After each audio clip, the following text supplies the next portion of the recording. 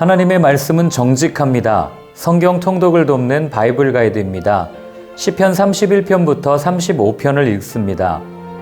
일이 잘 풀릴 때보다 어려움이 올 때 무엇을 의지하는지가 분명히 드러납니다.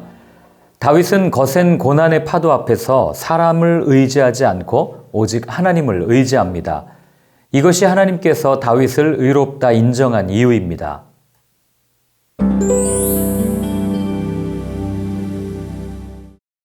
31편은 하나님을 섬기는 다윗이 탐욕에 물든 사람들이 자신에게 도전하고 공격할 때 하나님의 구원을 호소한 비탄의 노래입니다.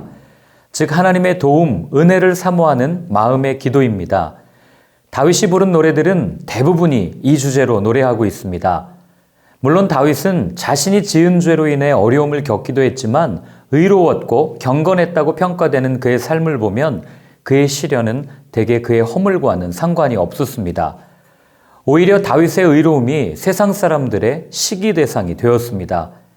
그때마다 다윗은 사람들을 찾아가 도움을 청하기보다는 하나님께 자신의 어려움을 토로함으로 하나님을 의지하는 모습을 보입니다.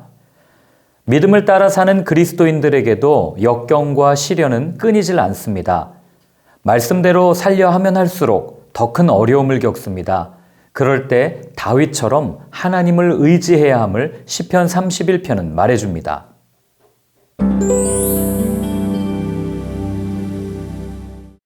32편은 다윗이 밧세바와 간음을 배경으로 하는 참회의 노래 중 두 번째 시입니다.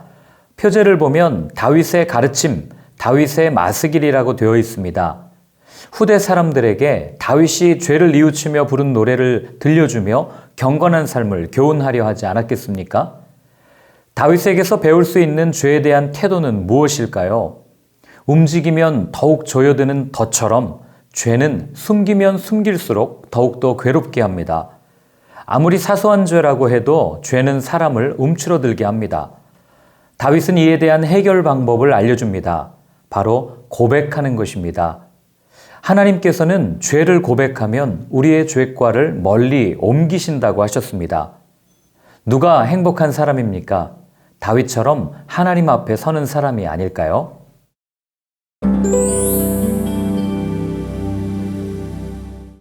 33편은 하나님을 향한 찬양, 간구로 이루어진 전형적인 감사 예배의 노래입니다. 감사의 이유는 다른 나라의 침략을 물리쳤기 때문입니다. 학자에 따라 사무엘하 10장부터 12장에 나오는 다윗과 암몬, 아람의 전쟁으로 보기도 하고 열왕기하 18장, 19장에 나오는 히스기야가 아수르의 사네립의 침공을 겪은 후의 기록으로 추측하기도 합니다. 33편의 저자는 사람이 붙잡아야 할 것이 무엇인지 말해줍니다. 그것은 세상도 아니요, 사람도 아니요, 사람들이 만든 물질은 더더욱 아닙니다. 하나님을 붙잡은 사람들, 하나님을 기업으로 삼은 나라는 복이 있다고 노래합니다. 인생은 선택의 연속입니다. 어느 길을 선택하느냐에 따라 인생이 달라집니다. 하나님을 선택하여 시편 33편의 저자와 같이 고백하기를 바랍니다. 우리 마음이 그를 즐거워하며 우리가 그의 성호를 의지하였기 때문이로다.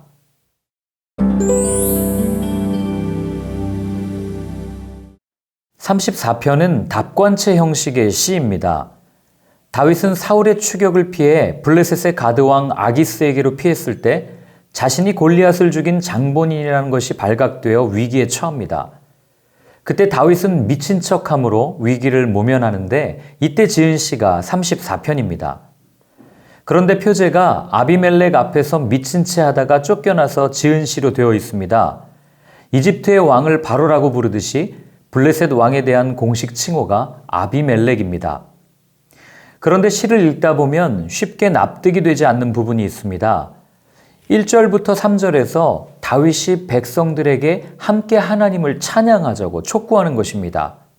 아니, 생명이 위급한 상황에서 어떻게 이럴 수 있었을까요? 19절에 답이 있습니다. 의인은 고난이 많으나 여호와께서 그의 모든 고난에서 건지시는도다. 오늘까지 모든 위험에서 건져주신 하나님에 대한 경험이 있기에 가능한 고백이었습니다.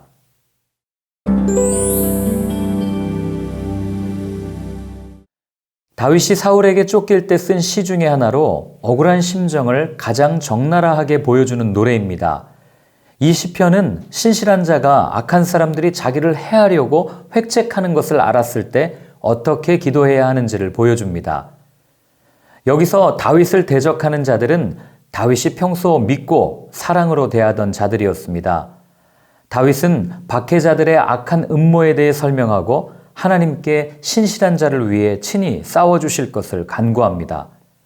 하나님, 저들을 언제까지 관망하시려 하나이까? 내 영혼을 구원하시며 건지소서. 다윗은 악인들을 저주하긴 하지만 결코 단순한 개인적인 복수심에서 그런 것이 아닙니다. 다윗은 주의 공의대로 자신을 판단해 주시기를, 의인들이 함께 즐거워하기를 바라고 기도합니다.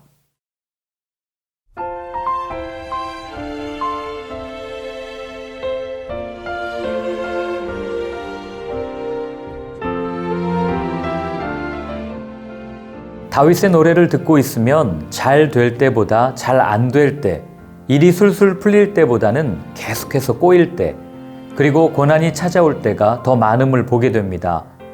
그때 다윗이 누구를 의지하는지 정확히 알 수 있습니다. 우리도 마찬가지입니다. 하나님을 믿는 성도라 해서 언제나 선하고 거룩한 백성의 모습으로 사는 것은 아닙니다. 정말 어려울 때 정체성이 분명하게 드러나는 것입니다. 매 순간 선택하는 것에서 힘든 상황에서 하는 말, 행동을 통해 본연의 모습이 드러납니다. 내가 정말 의지하는 것이 무엇인지를 알게 됩니다. 그런 면에서 다윗의 기도는 특별합니다. 어려움 속에서 자신의 관점이 아닌 하나님의 관점으로 생각하고 드리는 기도이기 때문입니다. 살다 보면 억울하게 누명을 쓰고 원망할 수 있고 어려움을 호소할 수 있습니다. 다른 사람을 찾아가 하소연할 수도 있습니다. 그러나 사람을 의지해봐야 사람의 호흡은 코끝에 있다는 사실을 기억하십시오. 무엇보다 먼저 주님을 찾고 그분 앞에 무릎을 꿇어야 함을 다윗은 가르쳐줍니다.